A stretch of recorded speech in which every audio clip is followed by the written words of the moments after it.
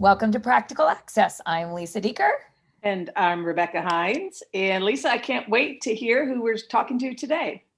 Well, we have guess what? A friend and a colleague. Seems to be our theme on our podcast. So we always start with that as a laugh, but also a really, really special friend and colleague who knows something that I think the field is so anxious to hear about. And that is really an expertise in bilingual families with special needs. And so Mayra Camacho is with us today, who has worked for the Center for Autism-Related Disorders, is a behavior specialist, and has set in on numerous IEPs, from being a classroom teacher to research she did during her doctorate to current today, still spending time with families as a behavior specialist that are bilingual. Mayra, so excited to have you with us and to share your wisdom. Thank you for having me.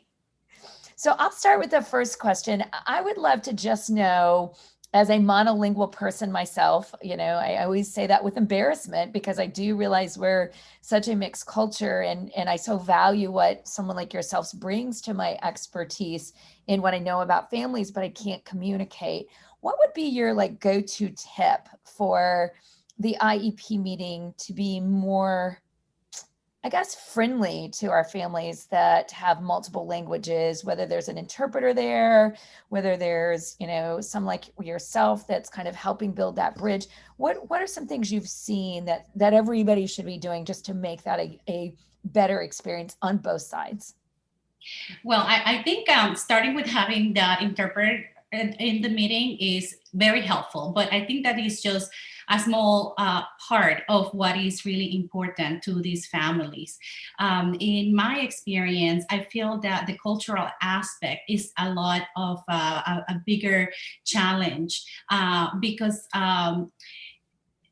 it's almost like when we think about a diagnosis of autism, for example, we cannot assume that everyone who has a diagnosis of autism is going to fit the same mold. It's the same thing for families who are bilingual or who come from another country. The culture, it plays such a great role on how to portray the aspect of education, how to discipline their children, how they feel about having a child with a disability, or even how they see the role of the teacher in their child's life and education. So all of those are very important aspects to keep in mind when we meet with these families. Sometimes we're meeting with families who just arrived from a different country. Sometimes it's families who have been here for several years, and even though they do understand the language, they're still struggling in not only navigating having that diagnosis of their child, but also trying to understand the whole ESC system. So they need a lot of support. And I think that although most schools do a great job trying to provide that interpreter for these meetings, I think a greater part would be for teachers to try to understand a little bit more about the background of this family. Did they just get here? How long has this diagnosis been given to this family? How much do they know about the diagnosis? How much do they know about the education system and their role? A lot of these families still don't understand that they play a major role in these meetings and in putting together a plan for their own children as to what the school year is going to look like. So empowering these families, I think, is most important. So, I love that, culture, background, understanding, because you're right. Just because someone speaks language A, B, or C doesn't mean they're from the same city, the same culture. I mean, if you think of the United States, it's a little different than it is in California, than it is in Long Island, than it is in Chicago, and again, that's a great reflection. So I'm wondering too, then let's go just a step past the IEP meeting. What is your go-to for both parents listening as well as teachers? So the IEP meeting is over. What's the best role or best action the teacher and or the parents could take next? like, what do you recommend after the IEP meeting? Because I think sometimes it's a one and done. And I know you've done a lot of work in kind of making sure that relationship maintains. What do you suggest as next steps? Right. I think that continuous communication is very important. And I'm not talking just about, sending an email or having the parent go into one of these new apps to kind of check on messages from the teachers. Because a lot of the times technology is not yet something that these families are very comfortable with. And again, I'm not trying to generalize, but it does, I do see this happening a lot. They're not that comfortable yet going and, trying to create an email account or, downloading apps to try to have, these dojos or whatever to keep track of their kids' progress. So phone calls are fantastic if that's possible, but those face-to-face meetings are best because there you get to have more of a feeling of how that teacher cares or projects they're caring for their kid. And I think for these families, a lot of the time, these kind of is more important than the verbal communication that is happening. It's just to see and get that feel that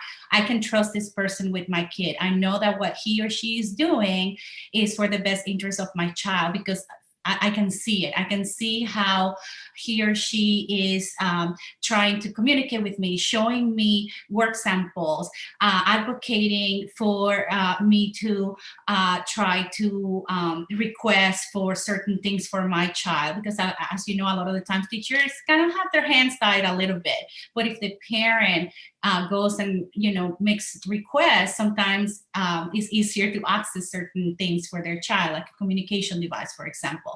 So all of these this relationship that you start creating with these families is what's going to, I think, have them feel a little bit more comfortable with you and then open up to you and try to create this trust, which then you can start kind of injecting a little bit of like, okay, so let me show you, this is working really well when, Johnny's having tantrums in the classroom. This is how we handle it.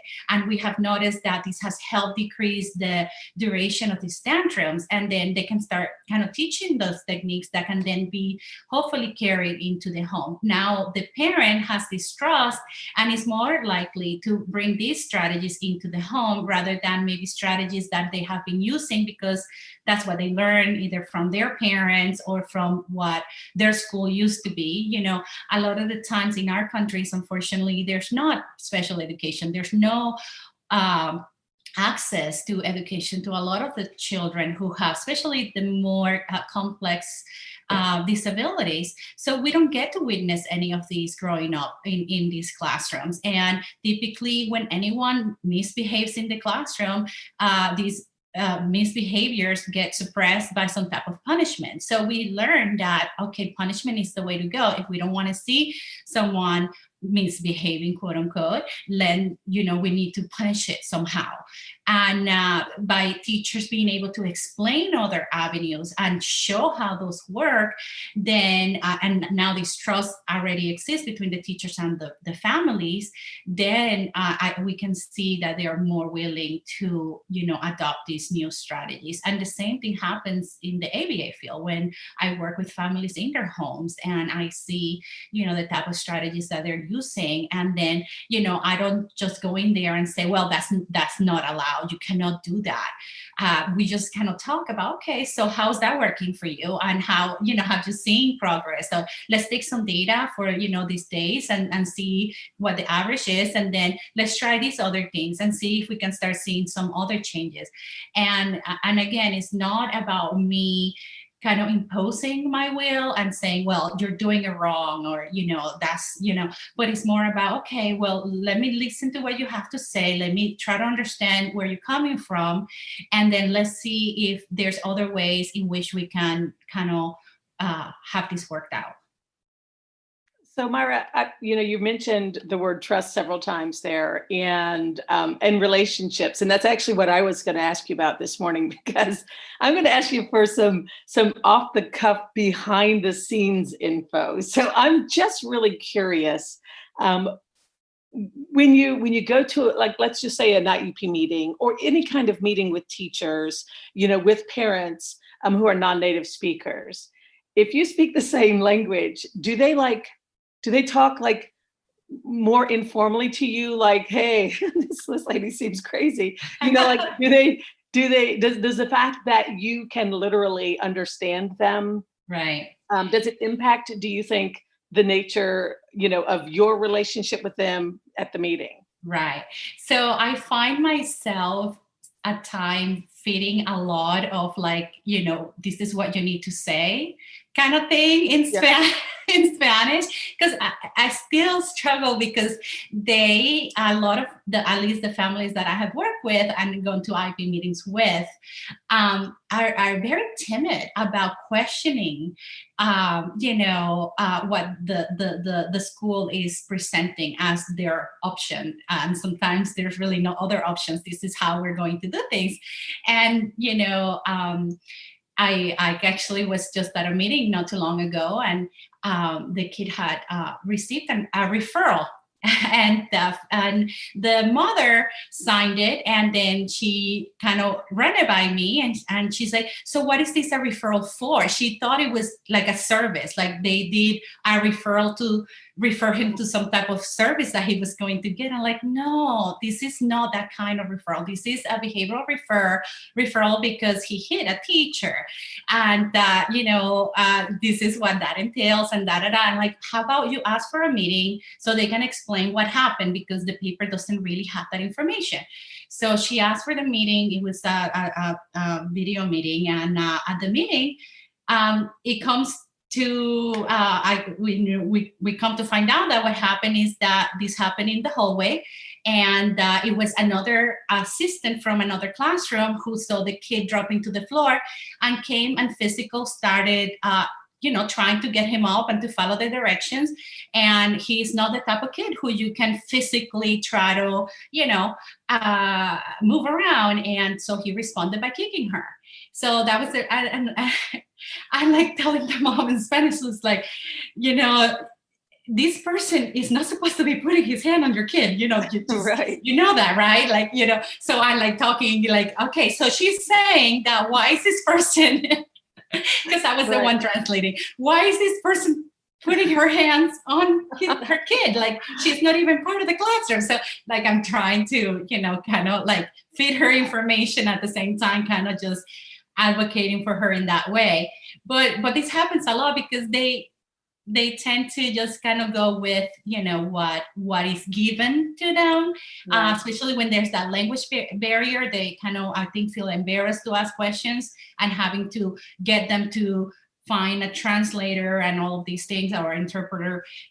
So they tend to not ask questions. And then when you start doing a little digging, then you come to find out that, oh, well, maybe that shouldn't have happened, and maybe you needed to ask questions. It's funny though, Mayra, as you say that, I was actually in an IEP the other day too, and it happened to be all English because, again, I shamefully monolingual because I didn't even have a foreign language class in high school, which is interesting. But forgive yourself, Lisa. It's it really does bother me, but and again, I guess I could do something about that, but just say age and language development don't actually go together.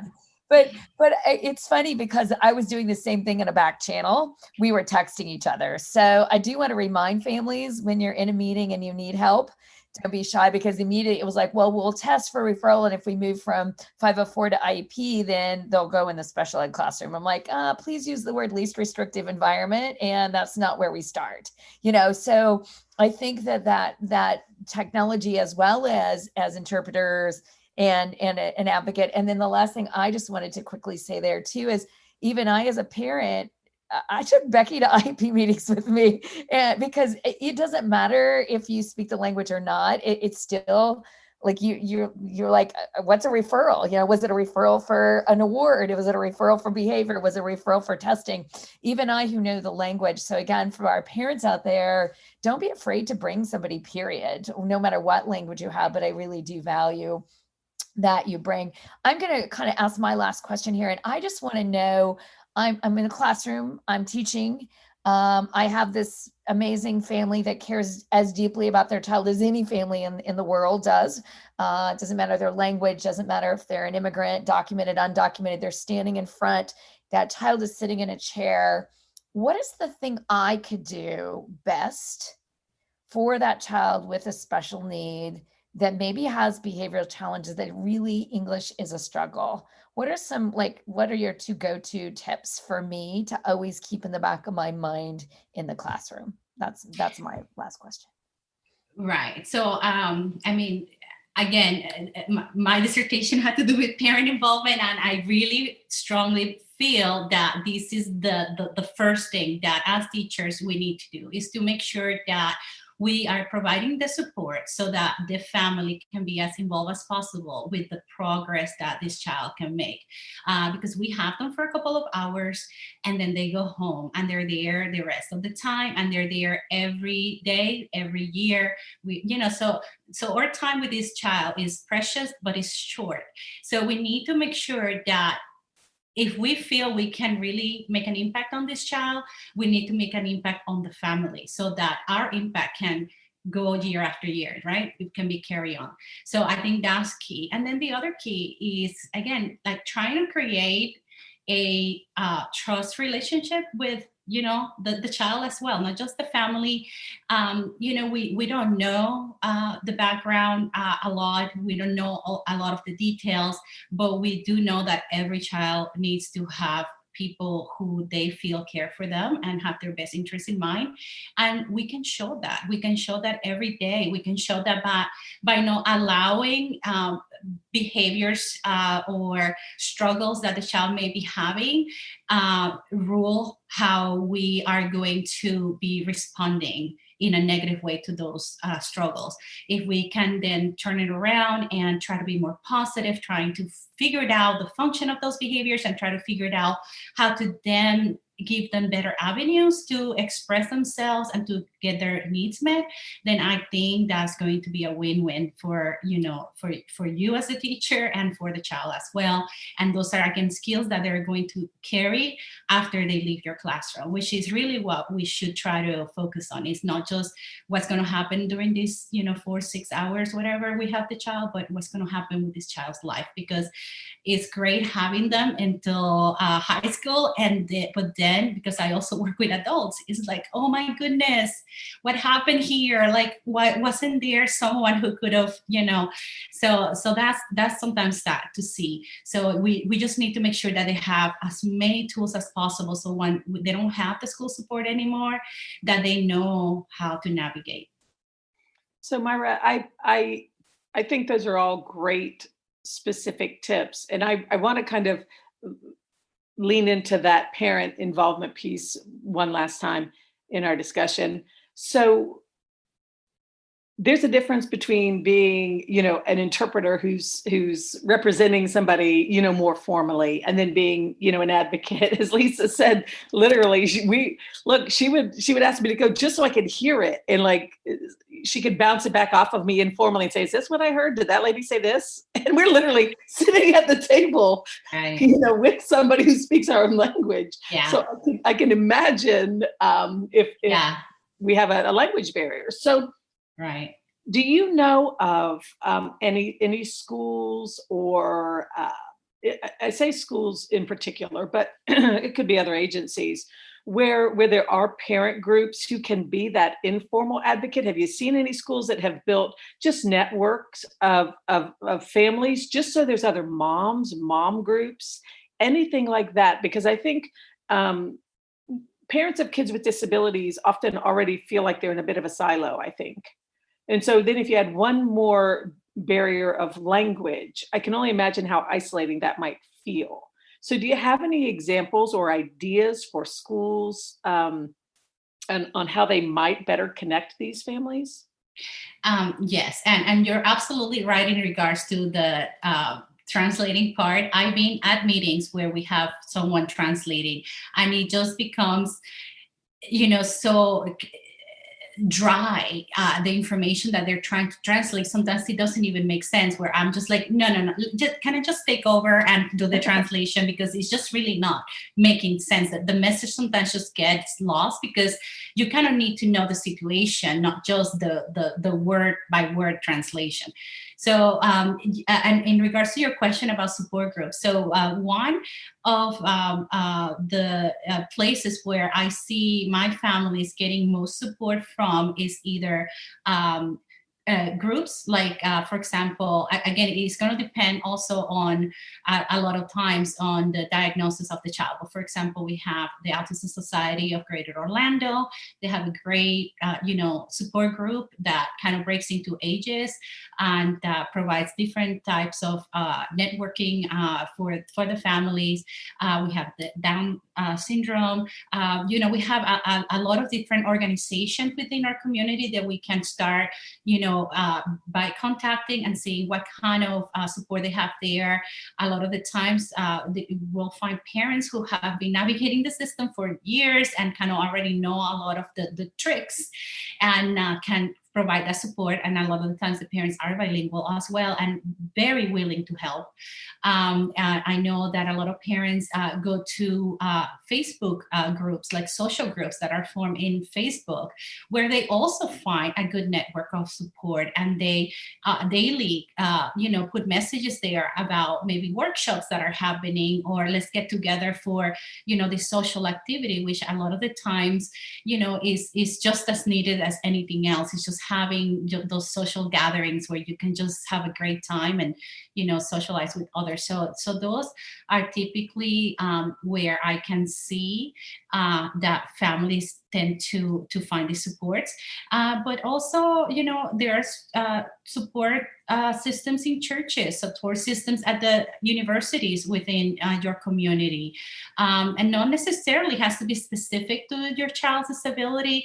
It could be just a parent group. It could be a spouse type of support system. There are so many different challenges that as a family you can be going through. So you can always try to find more specifics. But when it comes to the IEP and people who can maybe go to these meetings with you, places like the CAR Center, places like the ASCO, the Autism Society of Greater Orlando, you'll find maybe those supports there. And I think for those teachers or families who aren't in the Central Florida area, I think that a quick Facebook or Google search, you could find something that's either national that might be able to remotely advise families, or hopefully something local in your neighborhood. So thank you, Mayra, for that. And I do want to encourage teachers to, when you have a student who is bilingual, Mayra, you mentioned, see the kid, not the behavior, don't make presumptions about the kids, but also help parents connect with other parents who can help them, even if you're not a native speaker. So Lisa, you want to wrap us up? And thank you so much, Mayra, for joining us today. Thank you, guys. This was a lot of fun. Yeah, thank you so much, Mayra. And if you have questions for us, please send them on Facebook or send us a tweet at Access Practical. And our Facebook page is Practical Access. We look forward to folks listening to your podcast, Mayra, and thanks for your words of wisdom and all your advocacy for families. Thanks for joining us. Thank you, guys.